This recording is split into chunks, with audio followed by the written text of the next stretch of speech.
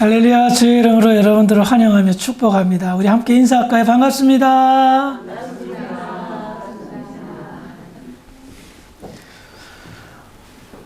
빈들에서의 외침 14번째 세례요한 강해를 계속해서 하도록 하겠습니다. 우리는 지난 시간에 400년 만에 침묵을 깬 하나님의 말씀이 빈들에 있는 세례요한의 입술을 통하여 선포된 이야기를 함께 나누었습니다. 오랜 기간 동안 아무 말씀하시지 않았던 하나님의 첫 그 한마디는 회개하라, 천국이 가까웠느니라 라는 말씀이었습니다. 이 선포, 빈들에서의 외침은 당시 이스라엘 백성들에게 큰 울림이 되었습니다. 그래서 많은 이스라엘 백성들이 세례 요한을 찾아와서 회개하며 세례를 받는 역사가 나타났습니다. 지난 시간에도 나누었지만 세례 예식은 정결 예식이자 개종 예식이었기 때문에 유대인들은 평소에 생각하지 않았던 그런 예식이었고, 그 예식을 진행한다는 것은 굉장히 큰 어떤 용기를 가져야지 치를 수 있는 것이었습니다. 그럼에도 불구하고 진심 어린 회개를 한 유대인들은 세례 요한의 회개의 장소에, 세례의 장소에 찾아와서 기꺼이 세례를 받습니다. 그리고 오늘 본문은 세례 현장에서 일어난 이야기를 하고 있는데, 누가복음 3장 7절, 우리 아까 읽었죠? 한번 다시 읽어보겠습니다. 시작. 요한이 세례받으러 나오는 우리에게 이르되 독사의 자식들아, 누가 너에게 일러 장차 올 진노를 피하라 하더냐. 아멘. 세례 요한이 세례를 베풀면서 회개하라, 하나님의 나라가 가까웠느니라, 천국이 가까웠느니라 하셨겠죠. 그러면서 구구절절 설교도 하고 성경 말씀을 풀어서 말씀을 이렇게 나누었을 것입니다. 그런데 공식적으로는 두 번째 메시지인 거예요. 회개하라, 천국이 가까웠느니라. 그 다음에 뭐라고 합니까? 독사의 자식들아 라고 하는 거예요. 우리는 여기에서 좀 충격을 받습니다. 독사의 자식들아, 칭찬이에요? 아니죠. 엄청난 욕입니다. 오랜 기간 동안 광야 빈들에서 성결한 삶을 살았습니다. 하나님과 독대하며 거룩한 삶을 살았습니다. 경건한 삶을 살았던 세례 요한의 입술에서 이런 쌍욕이 나올 줄은 꿈에도 생각하지 못했습니다. 왜 세례 요한은 세례를 받으러 온 사람들에게 이와 같이 엄청난 욕설을 퍼부었을까요? 당시 상황을 제대로 알려면 동일한 상황을 다루는 마태복음에서 그 이유를 찾아볼 수 있는데요. 마태복음 3장 7절입니다. 시작. 요한이 많은 유대인들과 사두개인들이 세례를 받는 자로 오는 것을 보고 이르되 독사의 자식들아, 누가 너희를 가르쳐 임박한 진노를 피하라 하더냐. 우리는 여기에서 한 가지 진실을 알 수 있습니다. 마태는 그 상황을 굉장히 상세하게 기록하였고요. 누가는 좀 대충이라는 표현은 좀 그렇지만 이 굉장히 중요한 주제가 밑에 있기 때문에 그 당시 상황을 생략한 것 같습니다. 어쨌든 독사의 자식들이라고 욕을 들어먹은 대상은 사두개인과 바리새인임을 알 수가 있습니다. 그들이 왜 이런 욕을 먹었을까요? 첫 번째는요, 요한복음 1장 24절, 25절입니다. 시작. 그들은 바리새인들이 보낸 자라. 또 물어 이르되 내가 만일 그리스도가 아니면 엘리야가 아니면 그 선지자도 아닌진데 어찌하여 세례를 베푸느냐. 아멘. 지금 이 사람들은 회개하고 세례받으러 온 것이 아니었습니다. 요한이라는 존재가 어떤 존재인가? 얘가 갑자기 뜬금없이 빈들에 나타나서 회개하라, 천국 가깝다 하고 사람들한테 회개 세례를 보내니 이렇게 하니까 영적 대각성 운동이 일어났잖아요. 그러니 이 종교 지도자들은 이 사람이 의심스러운 겁니다. 도대체 이 인물은 어떤 인물인가? 우리가 기대했던 엘리야인가? 우리가 기다렸던 그리스도 메시아인가? 아니면 선지자인가? 너무나도 이 사람의 존재가 궁금해서 찾아왔던 겁니다. 그들은 유대의 종교 지도자들, 즉 유대인들의 신앙과 믿음을 영향을 끼치는 영향력 있는 사람들이었기 때문에 세례 요한의 세례와 그의 선포에 질문을 던지는 겁니다. 의심을 하며 찾아왔던 겁니다. 그런데 뭐 의심할 수 있잖아요. 두 사람들 뭐 이단인가 뭐 사단인가 뭐 하러 올 수 있잖아요. 그럼에도 불구하고 세례 요한은 단호하게 독사 이 자식들아 하고 욕을 퍼붓는단 말입니다. 성경에서 독사는요, 뱀이죠. 사탄을 지칭합니다. 보통은 뱀이라 이야기하는데 독사라 표현한 것은 무엇입니까? 그만큼 악한 영향력을 끼쳤다는 겁니다. 한번 물리면 죽어요. 이 종교 지도자들, 이스라엘 백성들의 신앙과 믿음에 책임을 지고 영향력을 끼쳤던 그들에게 독사라고 말한 것은 무엇입니까? 바리새인과 사두개인들이 당시 유대 사람들, 이스라엘 백성들의 신앙을 다 죽어가게 만들었던 겁니다. 광야, 죽어가는 곳에서 생명의 말씀이 400년 만에 선포되었습니다. 근데 그 자리에 의심을 하며 찾아온 그 인물들은 당시 유대인들의 신앙과 믿음을 잠들게 하고 죽게 만드는 원흉이었던 겁니다. 겉으로는 종교 지도자들이요, 믿음 많고 거룩한 척하는 사람들이었지만 실질적으로는 유대인들의 신앙을 말살시키고 온전한 신앙생활을 하지 못하게 하는 그런 사람들이었던 겁니다. 그래서 우리 예수님도 그들에게 이렇게 말씀합니다. 마태복음 23장 33절입니다. 시작.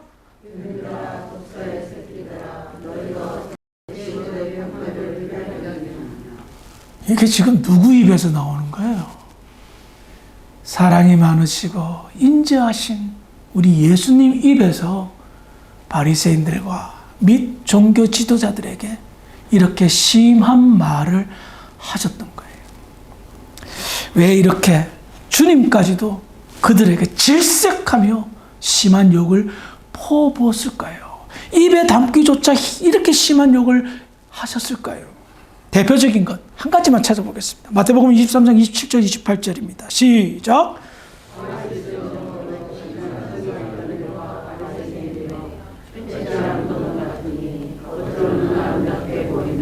그 안에는 죽은 사람의 뼈와 모든 더러운 것이 가득하도다. 이와 같이 너희도 겉으로는 사람에게 옳게 보이되 안으로는 외식과 불법이 가득하도다. 이유를 좀 아시겠죠? 세례 요한도 예수님도 입에 담기 힘든 그런 욕설을 퍼부은 이유가 있었습니다. 그들의 문제는 외식이었습니다. 밖에 나가서 밥 식사하는 게 아니라 겉과 속이 다른 삶을 지적하셨던 겁니다. 우리는 지난 시간에 세례 요한이 살았던 시대의 상황들을 함께 나누었습니다. 로마의 식민지로 살았던 그때 이스라엘 백성들은 절망 그 자체로 살았습니다. 정치, 경제, 종교마저 그들에게는 아무런 희망이 없게 만들었습니다. 우리나라가 일제감정기 때 그나마 숨통이 튀었던 게 뭔지 아세요? 복음이 전파되고 예수 믿는 사람들이 열심히 예수를 믿고 기도하고 예배드리면서 그 억압과 그 괴로움을 이겨낼 수 있었던 겁니다. 오직 신앙의 힘으로. 그래서 제가 광복절에도 설교했지만 신앙의 힘으로 3.1 운동을 하고 해방운동을 하고 독립운동을 했던 겁니다. 그 배후에 누가 있었습니까? 오직 복음, 오직 예수, 훌륭한 선교사님들과 그 선교사님들에게 지도받은 한국의 목회자들에게 있었던 겁니다. 훌륭하고 겉과 속이 전혀 다르지 않고 똑같은 외식하지 않는 종교 지도자, 신앙 지도자들의 지도 아래 성도들은 믿음으로 그 어려운 상황들을 극복할 수 있었던 겁니다. 그런데 당시 이스라엘은 어떻게 됐습니까? 종교 지도자들에 의해서 더 숨막히는 삶을 살았던 겁니다. 앞입하면 장로들의 유전과 율법의 잣대로 너 죄 지었지? 죄인이야. 너 왜 이렇게 살아? 너 죄인이야. 하면서 정죄만 한 거예요. 정죄하는 그들은 정작 어떻게 살았습니까? 겉은 거룩하고 성결하게 사는 척하고 입은 아주 바른 소리만 하지만 속은 회칠한 무덤. 안에는 썩어가는 시체가 있는데 겉은 화려한 무덤처럼 살았던 겁니다. 그래서 예수님은 역겨웠습니다. 그래서 세례 요한은 너무나도 꼴불견이었습니다. 그래서 독사의 자식들이라고 욕을 퍼부었던 겁니다.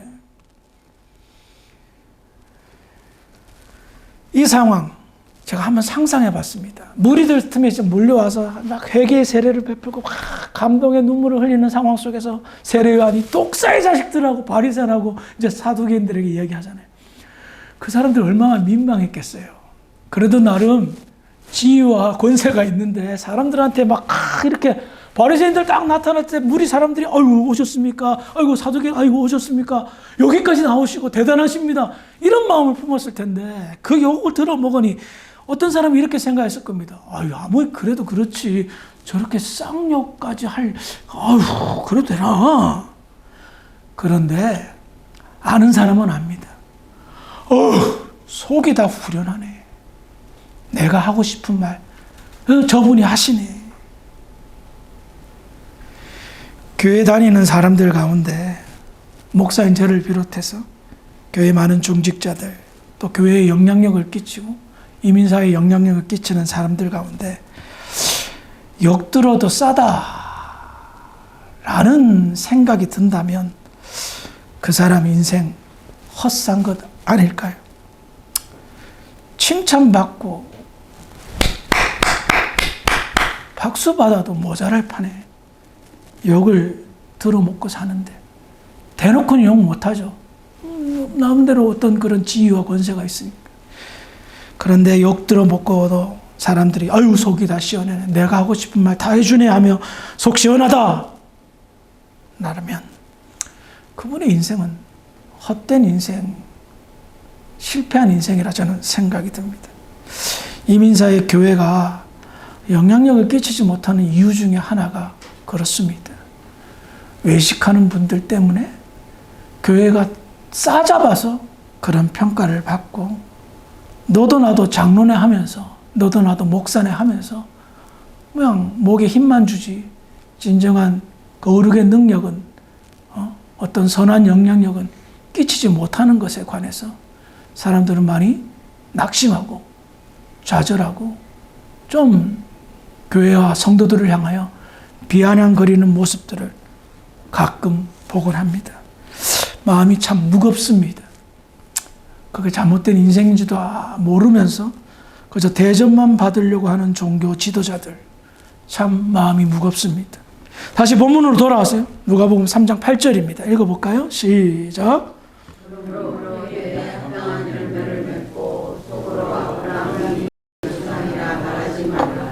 내가 너에게 이르노니 하나님이 능히 이 돌들로도 아브라함의 자손이 되게 하시리라. 저는 여기에서요 세례 요한이 대안을 제시하는 거거든요. 정말 독사의 자식들에게 대안을 제시하는 거예요. 근데 인지하신 하나님의 마음을 읽었습니다. 세례 요한은 그들에게 독사의 자식들이라고 욕을 퍼붓지만 그래도 기회를 주는 겁니다. 회개에 합당한 열매를 맺을 기회를 준다는 겁니다. 독사의 자식이면 끝난 거예요. 심판받아야 되는 거예요. 심판 얘기하잖아요. 그럼에도 불구하고 심판받을 존재들에게 회개에 합당한 열매를 맺으면 살려줄게. 용서해 줄게. 라는 기회를 주었다는 거예요. 저는 여기에서 하나님이 참 크신 분이시다는 것을 느낄 수가 있습니다. 여러분 하나님 입장에서는요 피눈물이 나는 상황입니다. 하나님의 그 애지중지하는 하나님의 백성들을 어떻게 만들었습니까? 물어가지고 죽이는 거예요. 타락하게 만들고 정죄하고 괴롭게 만들고 희망 없게 만드는 그런 존재들이에요. 저 같으면 이놈 하면서 번개불 따위 때렸을 거예요.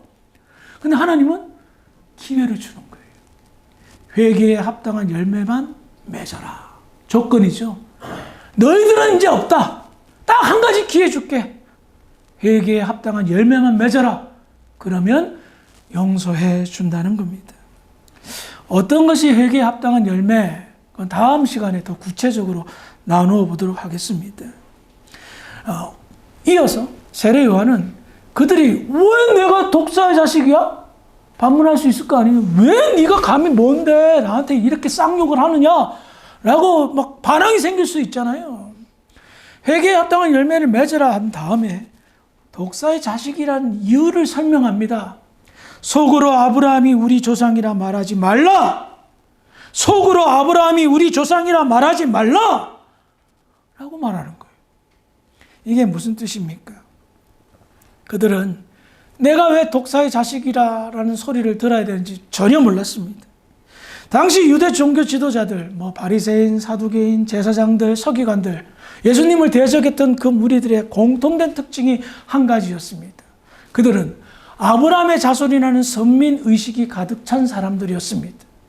아브라함의 자손이기 때문에 우리는 열심히 율법을 지키고 장로들의 유전을 지켜야 된다. 그런데 이런 혈통적 후손이 나를 구원하는 하나님의 백성이라는 확정으로 생각했던 겁니다. 내가 어떠한 삶을 살든지 그 삶은 중요한 게 아니에요. 나의 피가 아브라함이야. 피는 물보다 진해.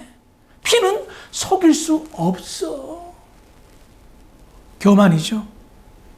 혈통과 전통이라는 외적인 조건만으로 당연히 구원받는 백성이라 여기며 교만하게 살았던 겁니다. 세례 요한은 바로 그 지점을 꿰뚫어 본 겁니다. 너희들이 속으로 아브라함이 우리 조상이라 말하지 말라. 속으로 말하는 건 뭐예요? 그 안에 엄청난 교만이 숨겨져 있는 겁니다. 너희들은 아니야. 너희들은 아니야. 함부로 정죄하였고 함부로 판단하였습니다. 그런데 아브라함이 어떤 사람입니까? 아브라함의 조상이라고 생각하는 그 사람들에게 아브라함은 어떤 사람이었습니까? 죄송하지만 아브라함은 믿음의 사람이었습니다. 하나님의 약속을 믿었기에 그게 의가 되어, 즉 믿음의 근원이 되어 하나님 구원받게 하신 거예요. 그는 믿을 수 없는 상황 속에서 믿었습니다. 그것이 믿음의 조상이 되었고, 그래서 그는 믿음의 표본이 되었던 겁니다. 그런데 속으로 아브라함의 조상이라고 믿는 그 사람들 어떻게 살았습니까? 믿음으로 살았습니까? 믿음으로 살지 않았습니다. 하나님의 말씀대로 살았습니까? 아니요. 외적인 형식적인 건 지켰죠. 그러나 그 말씀이 내포하고 있는 진정한 삶을 살지 않았습니다. 그래서 하나님께로 보냄받은 세례 요한은 하나님의 뜻을 전하는 겁니다. 독사의 자식들아, 속으로 아브라함의 자손이라 생각하지 말라. 믿음으로 살지도 않는데, 말씀대로 살지도 않는데 어떻게 아브라함의 후손이란 말입니까? 아브라함의 후손의 증거는 믿음으로 사는 거고 말씀에 따라 순종하며 사는 건데, 그들은 말씀대로 살지 않고 믿음대로 살지 않았습니다. 그래서 악한 영향력을 끼쳐 당시 유대 사회가 하나님 말씀대로 살지 못하게 하였고, 믿음으로 사는 사람은 어리석은 사람으로 만들어버렸다는 겁니다. 얼마나 답답합니까? 그래서 세례 요한은 그들의 심령에 경종을 울린 겁니다. 너희들 아브라함의 자손 아니야. 아브라함의 자손이라면 믿음으로 살아야지, 말씀으로 살아야지. 저는 이 말씀에 오늘날 예수 믿는다고 말하는 사람들에게 큰 울림이 된다고 생각이 듭니다. 나는 예수를 믿습니다 라고 합니다. 그래서 나는 교회에 나오고요, 오랫동안 교회 다니다 보니 권사도 되고 장로도 되고 집사도 되고 이렇게 직분을 얻었습니다. 저는 그래서 구원받았다라고 생각하고 하나님의 자녀라고 생각합니다. 하나님 감사합니다. 주일날 헌금도 하고 봉사도 하고 예배도 드리고. 그런데 삶은 어떻습니까? 믿음으로 삽니까? 혹여나 속으로 아브라함의, 영적 아브라함의 후손이라 여기면서 믿음으로 사냐 말입니다. 말씀으로 삽니까? 기도 진짜 하면서 사십니까? 기도하면서 자신의 인생의 길목마다 결정과 판단을 할 때에 하나님의 뜻을 묻고 하나님의 지도를 온전히 받습니까? 아니면 나의 뜻으로만 생각하고 삽니까? 괴롭고 힘든 일만 생기면 하나님 원망은 할지 하면서 진정한 기도 생활을 하지 않습니까? 속으로 나는 영적인 아브라함의 후손이라고 말하지만 믿음으로 살지도 않으면서 말씀에 순종하는 삶도 살지 않으면서 기도도 하지 않으면서 무슨 예수 믿고 구원받은 사람이라 말할 수 있냐 말입니다. 저는 그런 분들에게 당당하게 선포하고 싶습니다. 당신의 구원을 의심해 보시기 바랍니다. 어쩌면 착각하는 거 아닙니까? 당신만 모르고 있는 것 아닙니까? 회개에 합당한 열매가 있는지 없는지는 좀 찾아봐야 되지 않을 것 같습니까? 이 질문을 여러분들이 하시기를 바랍니다. 끝으로 누가복음 3장 9절을 보겠습니다. 시작.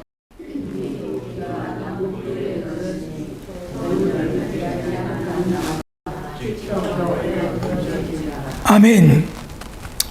세례 요한은 심판이 임박하였음을 경고하고 있습니다.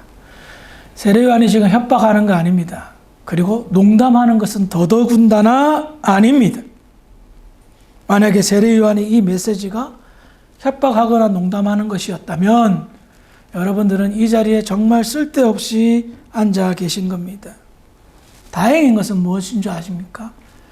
도끼가 나무 뿌리에 놓여 있지 나무 뿌리를 내치지는 않았다는 겁니다. 즉 심판이 임박했지만 시간이 남아있다. 짧은 시간일 거예요. 그러나 기회는 있다라는 겁니다. 우리들의 인생 천년 만년 살 것 같이 보이지만 2025년도 벌써 11월이에요. 2달 남았어요. 세월이 이렇게 빨리 지나갈지 예전에는 몰랐어요. 그래서 안일하게 사는 것은 사치일까 싶습니다. 주님이 주시는 평강으로 누리며 살되 영적인 긴장의 끈은 놓치지 않아야 됩니다. 이게 우리에게 요구하신 하나님의 뜻일 줄 모릅니다. 지금 모르겠어요.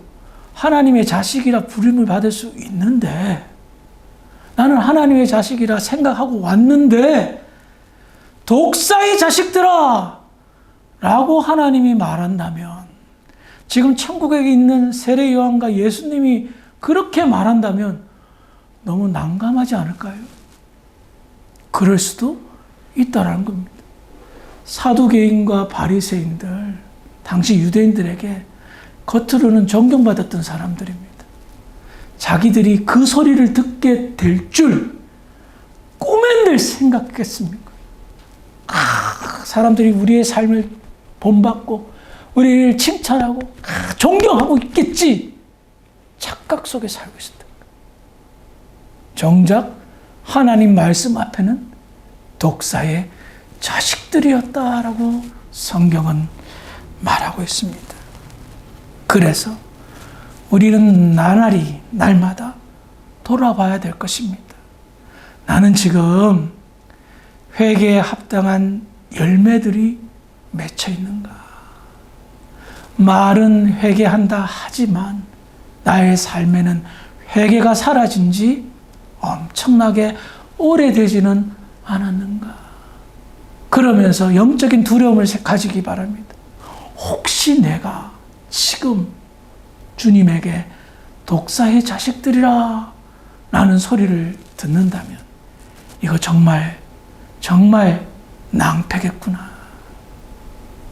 자신들을 돌이켜보면서 우리의 신앙생활을 점검해 보시고 진심으로 하나님의 자녀들, 영적인 아브라함의 후손의 삶이 우리에게 나타나기를 주의 이름으로 축원합니다. 기도하시겠습니다.